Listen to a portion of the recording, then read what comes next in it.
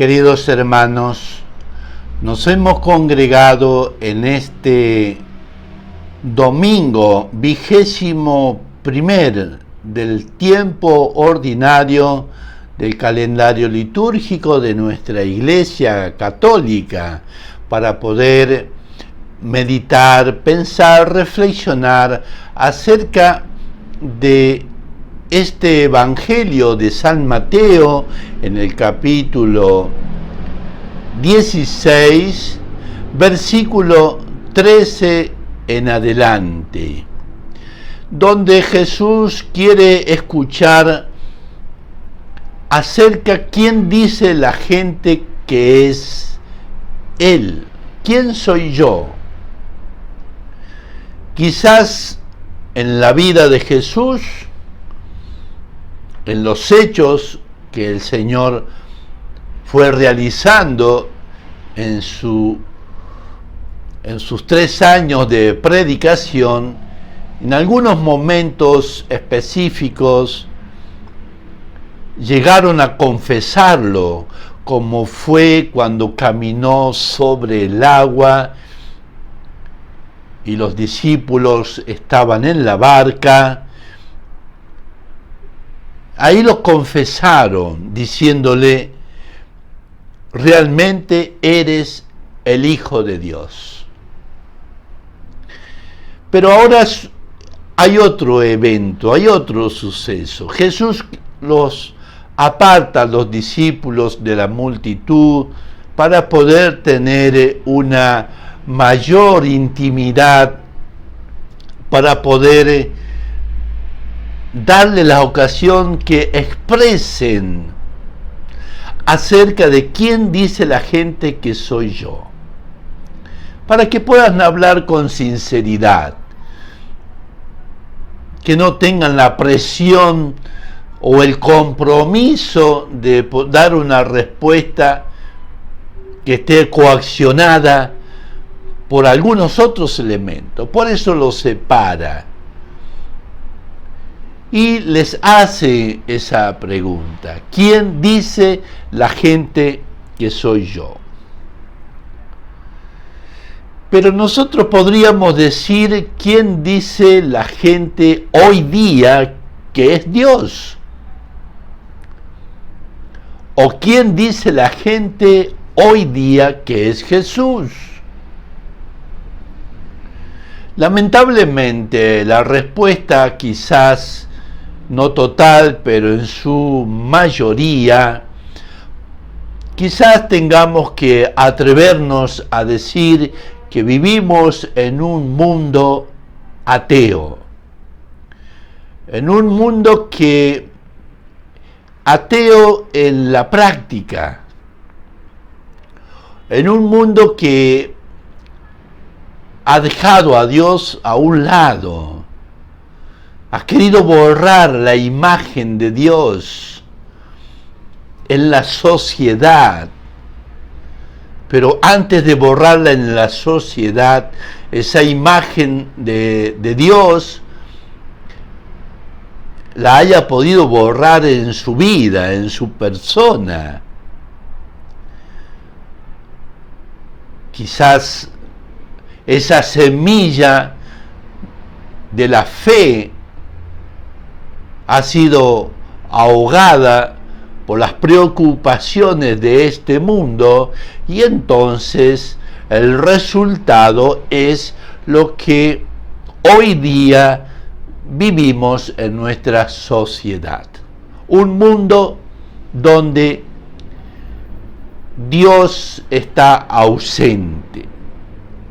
Lo hemos querido reemplazar quizás con otros elementos, como sucedió en la Torre de Babel. Querían llegar a Dios, pero sin Dios. Creían ellos que por sus propias fuerzas, por sus propios medios, podían ocupar el trono de Dios. Pero en ese proceso, en ese querer llegar a Dios sin Dios, se dieron cuenta que había algo extraño entre ellos. Y lo extraño era que ni siquiera entre ellos se comprendían. Es un poco la imagen de hoy día. Queremos ocupar el lugar de Dios, queremos ocupar el trono de Dios, pero nos hemos dado cuenta que ni siquiera nos comprendemos entre nosotros. Al haber borrado la imagen del Padre, ya dejamos de ser hermanos. El que está a mi lado pasa a ser un rival, a quien yo tengo que derribar. No es mi hermano, porque no tengo un padre. Y cuando yo pierdo la identidad de mi padre, muy probablemente también pierda la identidad de mi hermano. Ese es un poco el panorama o la respuesta que nosotros podemos llegar a dar a modo general, ciertamente. Si le preguntamos hoy al mundo quién es Jesús, si nos atrevemos a dar una respuesta, ¿quién es Jesús en nuestro mundo, en nuestra sociedad, en nuestros principios, en nuestro peregrinar en esta tierra? Según algunas encuestas realizadas, está disminuyendo el ateísmo teórico, pero no así el práctico. Viven como si Dios no existiese. No hay esa referencia a Dios.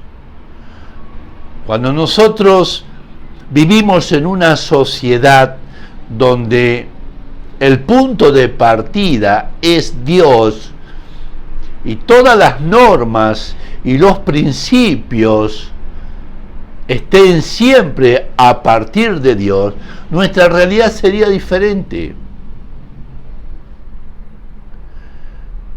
Queremos salvar los hogares, queremos salvar las familias, queremos proteger a los jóvenes, queremos proteger a las niñas, queremos proteger nuestra sociedad, pero es muy difícil escuchar que el punto de partida de todos esos desastres familiares, sociales, muy probablemente partan de la ausencia de Dios, haber sacado a Dios de nuestra vida y de nuestra sociedad y de nuestros principios.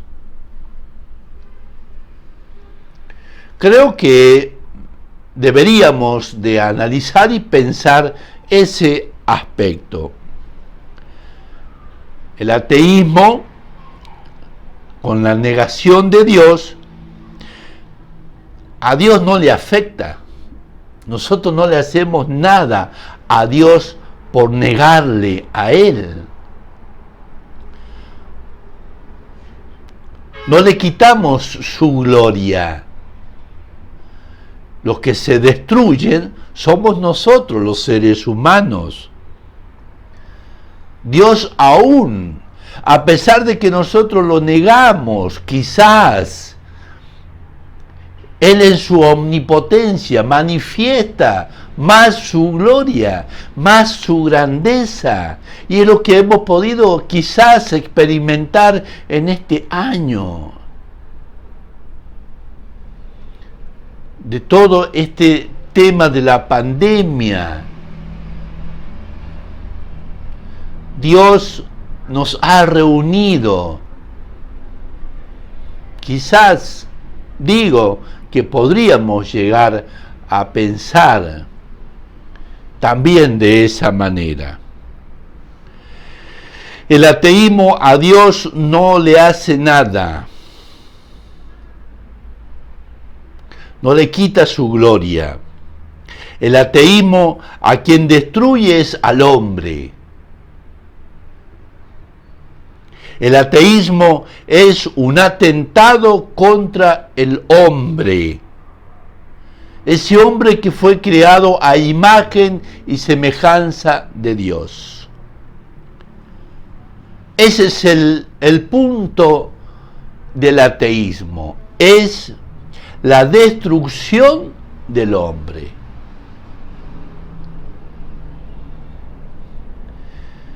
En segundo lugar, al negar a Dios,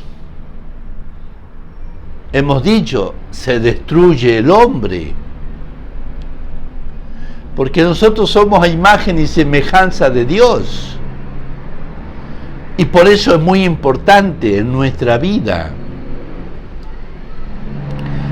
En la Sagrada Escritura, en el libro de Oseas, en el capítulo 8, versículo 7, escuchemos el texto acerca de la destrucción del hombre cuando se separa de Dios. Quien siembra vientos, recoge tempestades, y de tales polvo, tales tempestades. El ateísmo conduce al estallido del hombre, y es por eso que llegan a decir del hombre estas cosas. El hombre es una pasión inútil. El hombre es un ser para la muerte. El hombre es lo que come. El hombre es solo una máquina compleja. El hombre es tierra en movimiento.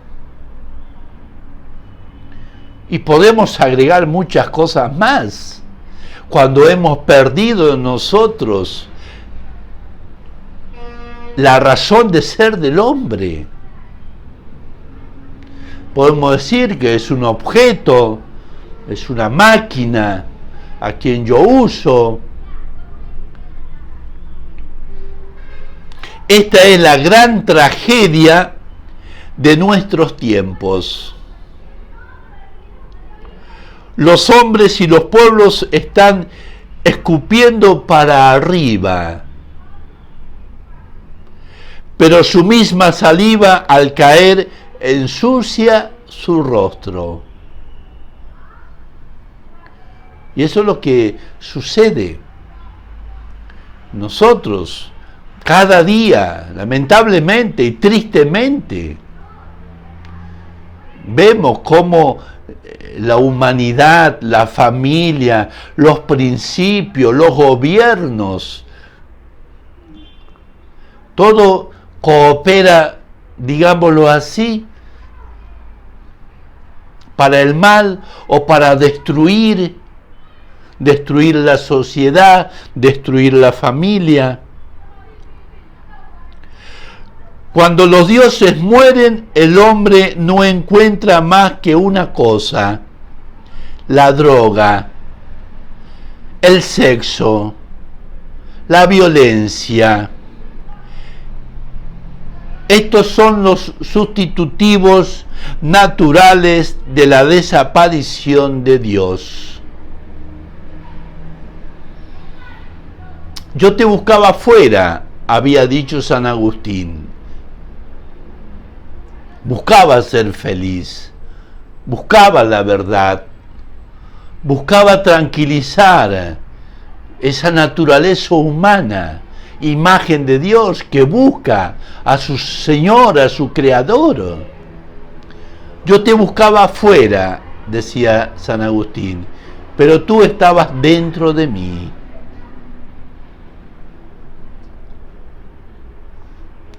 Pero cuando nosotros expulsamos a Dios, pues las consecuencias son las que hoy estamos viviendo, lamentablemente. Por eso es importante hacernos esta pregunta. ¿Quién dice la gente que soy yo? ¿Quién es para mí Jesucristo? ¿Qué razón de ser tiene en mi vida la religión? Ese Dios todopoderoso. Salirle al encuentro, como hemos podido ver la semana pasada, el domingo pasado, esa mujer cananea que sale al encuentro de Jesús, se arroja a los pies de Jesús, lo confiesa a Jesús, le grita al Señor, le pide que cure a su hija. Nosotros también.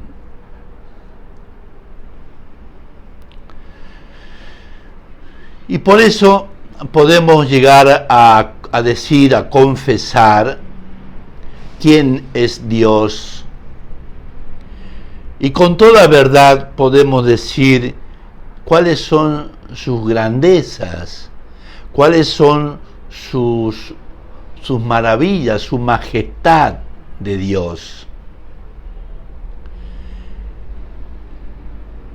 ¿Quién más grande que Dios, que es infinito? ¿Quién más hermoso que Dios? Toda la hermosura ante Él es fealdad. ¿Quién más perfecto que Dios? Es infinito en todas sus perfecciones. ¿Quién más espiritual que Dios, que es espíritu puro? ¿Quién con más ternura que Dios? Así como la ternura del Padre con el Hijo, así la de Dios. ¿Quién no ha experimentado la ternura divina? ¿Quién más libre que Dios? Porque el Señor es espíritu, y donde está el espíritu, allí está la libertad. Y si hoy estamos presos, es porque estamos presos de nuestras pasiones, porque no nos hemos querido entregar en las manos de Dios y hemos caído en las manos del maligno. ¿Quién más poderoso que Dios? Puede todo lo que quiere. ¿Quién más bueno que Dios? Solo Dios es bueno. ¿Quién más rico que Dios? Todo lo posee. Nosotros podemos carecer de muchas cosas, pero el alma que tiene a Dios, la persona que tiene a Dios, es la persona más rica del mundo. ¿Quién más amable que Dios? Solo pensar en Él nos hace felices. ¿Quién más fiel que Dios? Él es el Dios verdadero, el Dios fiel, que guarda y cumple su alianza. ¡Qué hermoso! Ese es nuestro Dios. Y cuando nosotros en nuestra vida se reflejen estas maravillas, entonces sí podemos dar una respuesta. ¿Quién es Jesús? ¿Qué dice la gente? Porque está en mi vida, porque no tengo que inventar nada, porque nace de mi vivir y de mi obrar cotidiano. ¿Quién más misericordioso que Dios?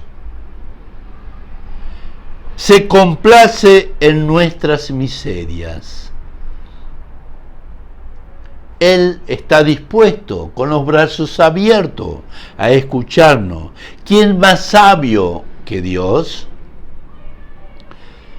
Sabe absolutamente todo. Lo que tú piensas, lo que tú vas a hacer. El Señor tiene puesta la mirada en cada uno de nosotros, con nombre y apellido. puesta la mirada en las cosas del cielo, porque Él nos ha creado no para esta tierra, no para este mundo. Aquí estamos de peregrinación, de paso.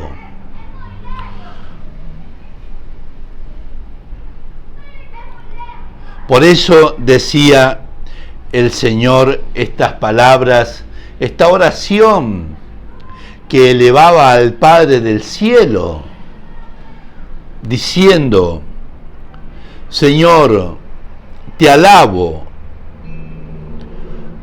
yo te bendigo, Padre, Señor del cielo y de la tierra, porque has ocultado estas cosas a los sabios y a los inteligentes, y se las has revelado a la gente sencilla.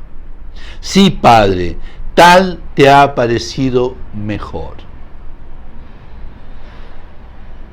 Los humildes, los sencillos, serán los que puedan dar esa respuesta.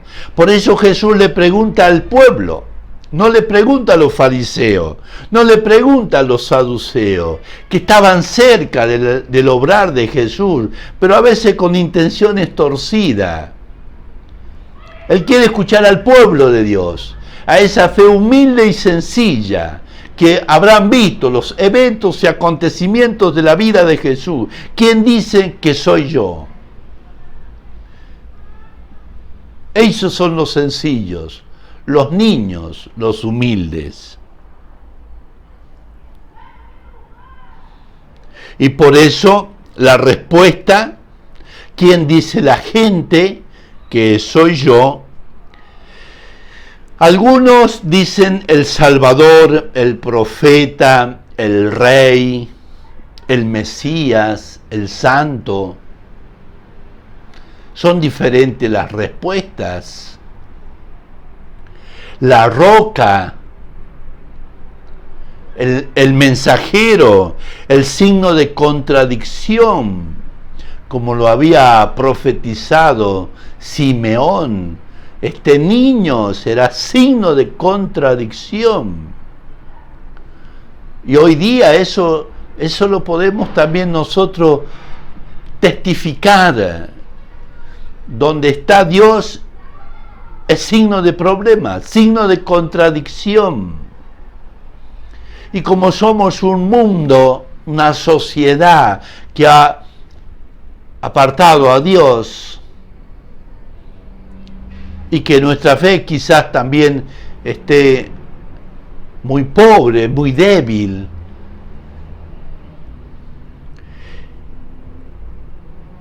es el mediador, el primogénito, el camino, la verdad, la vida, la luz. Esas son las respuestas que daba el pueblo acerca de quién es Jesús, quién soy yo. La sal, el pastor, porque así él se identificaba durante sus predicaciones en el mundo. La vid verdadera, el sacerdote, la víctima, el cordero. Todas son expresiones en su vida pública de Jesús que probablemente hayan escuchado las personas. El manso, el humilde, el Dios hecho hombre.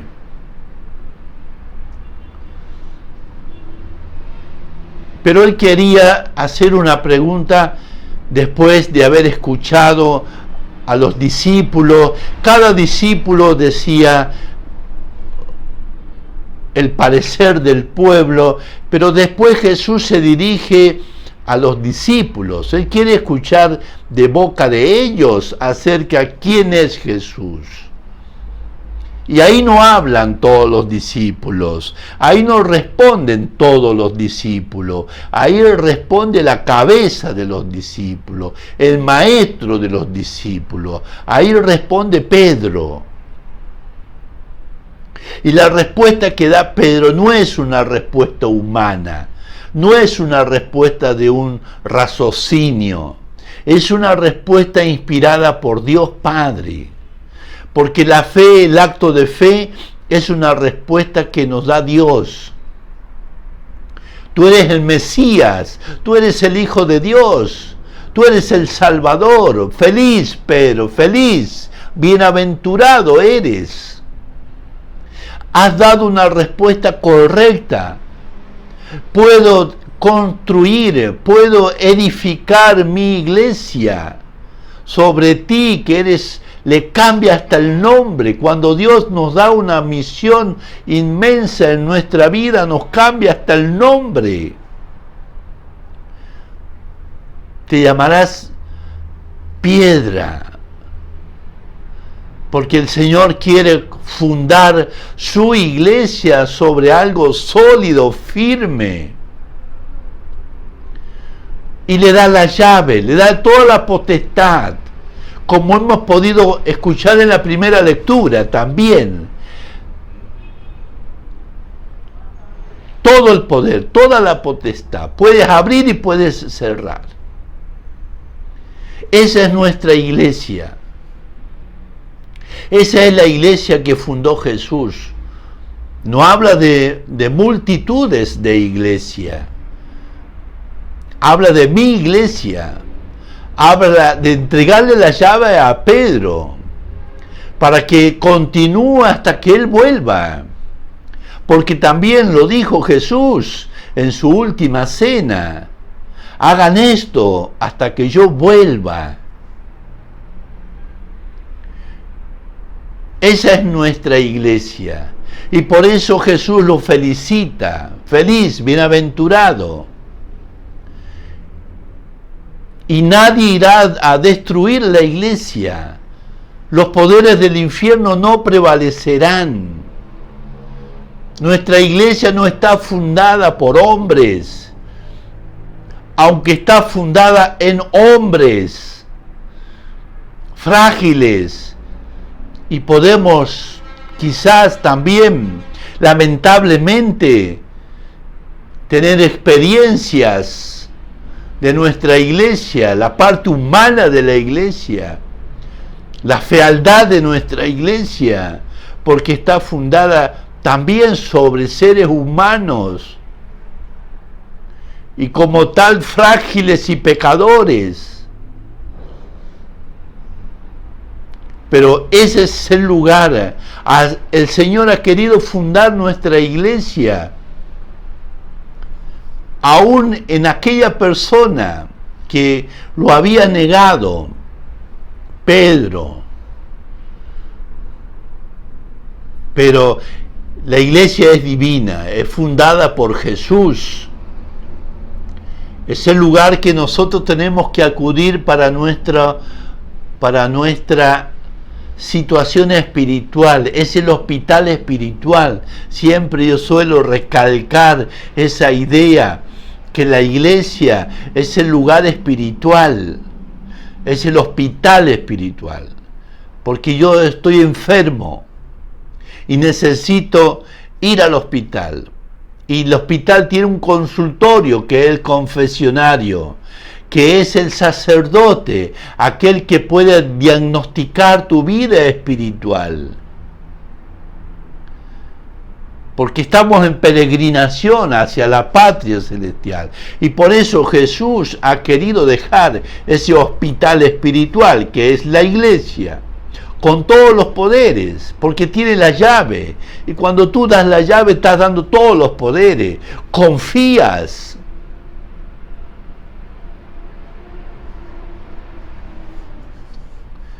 Por eso, queridos hermanos, pidámosle al Señor que nos conceda su gracia, su sabiduría, de poder confesarlo a Jesús. Y si aún estoy un poco débil en mi fe, todavía estoy a tiempo, todavía puedo acudir a ese hospital espiritual que es la iglesia. Poder hacerme un chequeo, poder empezar a utilizar los protocolos que tiene ese hospital, de tal manera que pueda fortalecerme mi fe y seguir ese peregrinaje hacia la patria celestial. El Señor también nos pregunta a nosotros, ¿quién dice la gente que soy yo? Y yo también tengo que dar una respuesta, quizás no tanto con palabras, sino con mi vida. Que mi vida sea ese evangelio abierto, donde muchos puedan leer y donde pueda yo testificar con mi vida, dar esa respuesta a Jesús, que a quien yo confieso, a quien yo le pido, a quien yo le rezo, es el Mesías, el Hijo de Dios, el Todopoderoso. Qué hermosas son las riquezas de la palabra de Dios. Qué hermoso es poder también nosotros en nuestra vida, poder acercarnos a Dios. Y saber que el Señor quiere de cada uno de nosotros nos acerquemos a Él y vivamos como sus hijos. Que el Señor, la Santísima Virgen, aquella mujer ejemplar, que quizás no con palabras ni escritos libros, sino con su propia vida, dio la respuesta quién era el Hijo de Dios, quién era su Hijo, el Mesías, el Salvador, a pesar de que lo vio muchas veces como que había perdido la batalla. Ni siquiera aspecto de hombre tenía, sin embargo, la fe es más fuerte. La fe no solamente ha de fundarse en las cosas sentimentales, sino que tiene un significado más profundo. Aprendamos de esa mujer, la Madre de Jesús, a permanecer firmes hasta el final. Que el Señor nos bendiga a cada uno de ustedes. Que el Señor pueda despertar nuestra fe. Que podamos durante toda esta semana pensar y reflexionar si el Señor, cada vez que me pregunta quién soy yo, qué dice la gente, si puedo con mi vida dar una respuesta adecuada y confesarlo. Tú eres el Mesías, el Hijo de Dios. Que el Señor los bendiga, los acompañe, tengan bonito fin de semana. Y la bendición de Dios Todopoderoso, Padre, Hijo y Espíritu Santo, descienda sobre ustedes, permanezca para siempre. Nos vemos el próximo domingo.